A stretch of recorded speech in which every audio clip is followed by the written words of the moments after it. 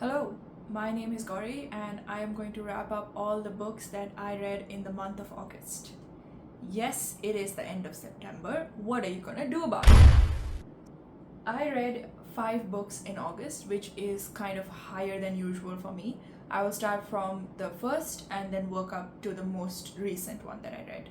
The first one is Whether Violent or Natural by Natasha Calder, and I won't go into too much detail about this one because I already made an entire video about it, which you can check out if you even care about me. And this was a dystopian literary fiction novel, and basically what has happened is that the entire world is in shambles because bacteria have become resistant to antibiotics, and basically modern medicine is out the door. And in this world, the two main characters, Kit and Creven, live alone on an island, and they live in a doomsday bunker and only come out at night. But one day they find a woman unconscious on their shore, and Creven decides to take her in. Slowly we learn about how these characters came to be on this island, the relationships between them, and their relationship to this dystopian world. So I gave this book 3 stars.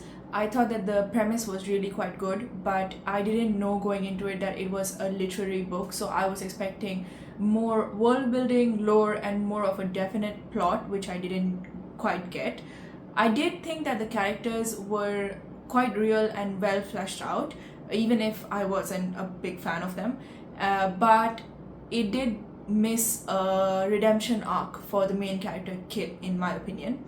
All in all, there was some hits and misses in this one, but it was quite a memorable debut, and I am excited for more from this author. The next book is Exit Interview: The Life and Death of My Ambitious Career by Christy Coulter. This is a non-fiction. It's a memoir about Christy's 12-year career at Amazon starting in 2006.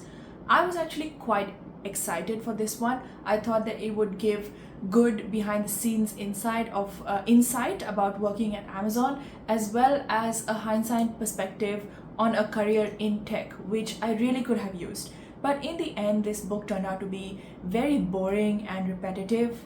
Yes, there was some insight about what an overwhelming place to work Amazon is, but there was no insight, no real deep insight about women in tech, despite her framing her book as kind of a feminist critique of Amazon.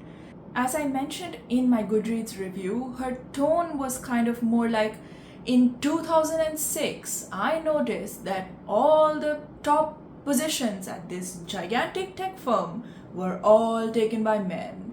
I wonder what that means. And it's like, girl, really? You don't know what that means? There is a certain cluelessness in this book about what is happening all around her, and I can only assume it's to help the reader feel the cluelessness that she felt in that scenario.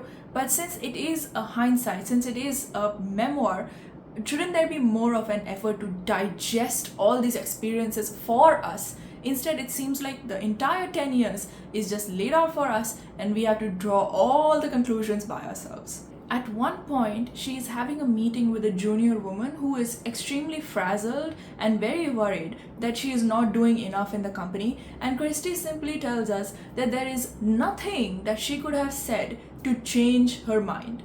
Really, Christy? There is nothing that you could have said as a woman, as her senior, and as somebody who has experienced the same feeling, you could have said nothing at all to change this woman's mind.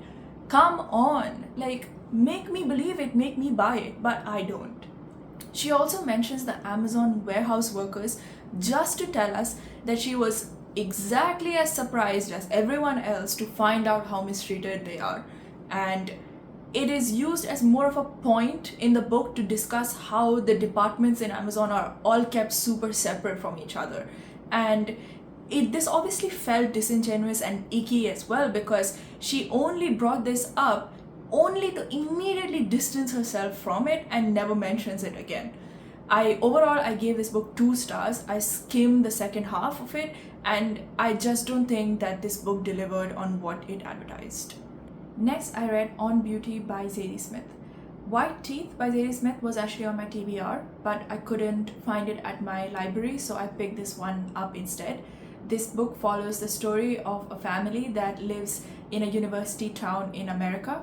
I actually didn't know this, but this book is kind of loosely based on E.M. Forster's 1910 novel Howard's End. In this book, Howard is a university professor of art history and he lives with his family in this town. He is a British immigrant to America and his wife is a Southern American black woman named Kiki, and they have 3 children. Howard also has a very long-standing and deep-rooted academic and political rivalry with this other professor, Monty, and Monty moves with his entire family from London to their town. The story follows the various characters as they grapple with issues of faith, family, infidelity, race, politics, and injustice.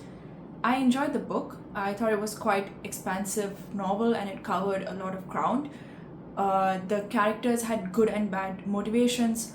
All of them were deeply flawed, some more than others. One of my favorite points made in the book was how a lack of belief in anything can cause everything in life to seem meaningless.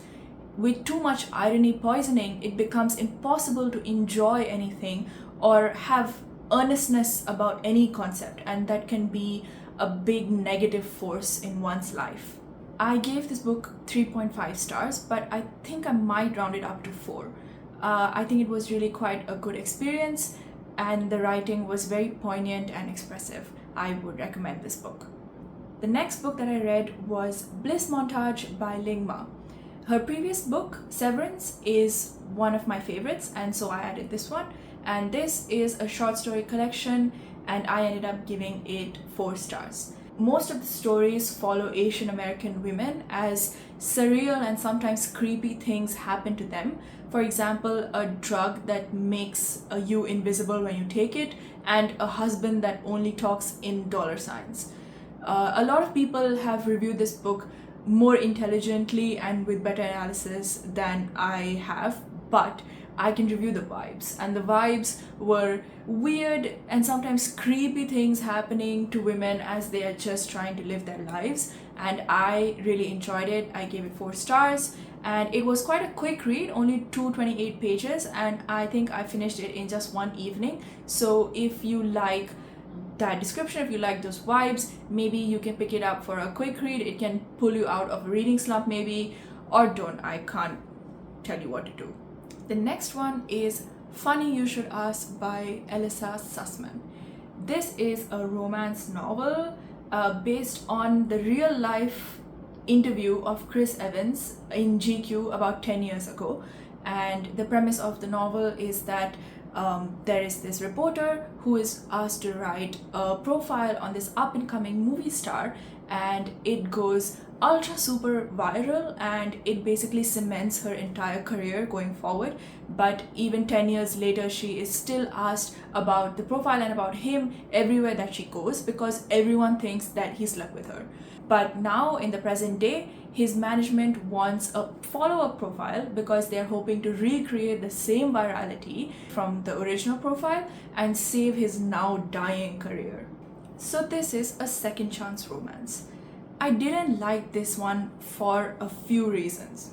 First of which is the form of the story. So it is told as an alternating timeline between the original interview and this one, and it is interspersed with articles about the book's happenings as they happen, right? And the back and forth alternating timelines was such a drag and such a punishment to read because I thought it didn't add anything, and I was skipping from the now portions to the then portions to find out what happened because the big reveal is what went down between them 10 years ago, which actually made things go south and the reason why they don't speak.